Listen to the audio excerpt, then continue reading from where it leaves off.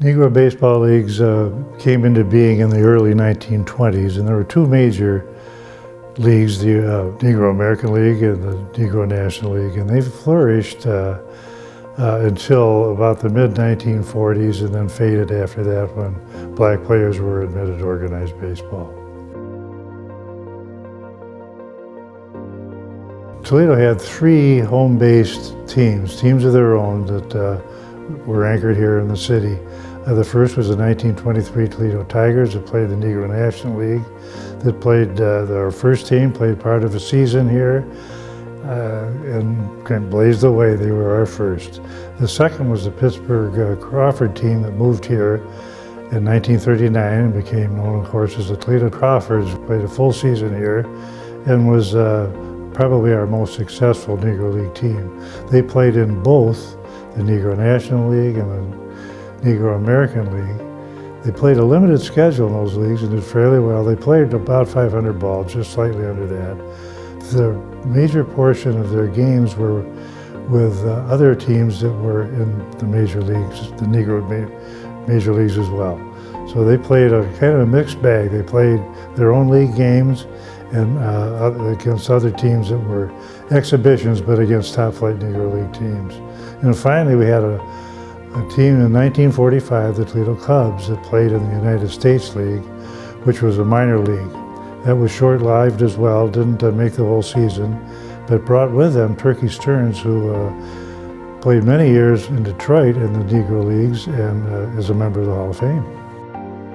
The Toledo Crawfords were purchased by a group of white Toledo businessmen. There were several minor owners of note. One was Hank Rigney, a Toledoan, who was white, and he functioned as the president of the club.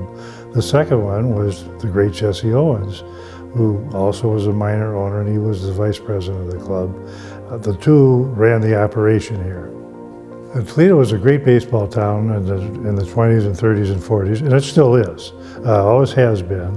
The real popular Negro League baseball was played by teams that came here and played exhibitions or in league games that they played at Swain Field here in Toledo.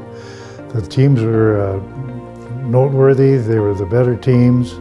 They had bright stars, people like Satchel Paige, Roy Campanella, Hank Aaron, Sam Jethro, Jackie Robinson came to Toledo, played at Swain Field.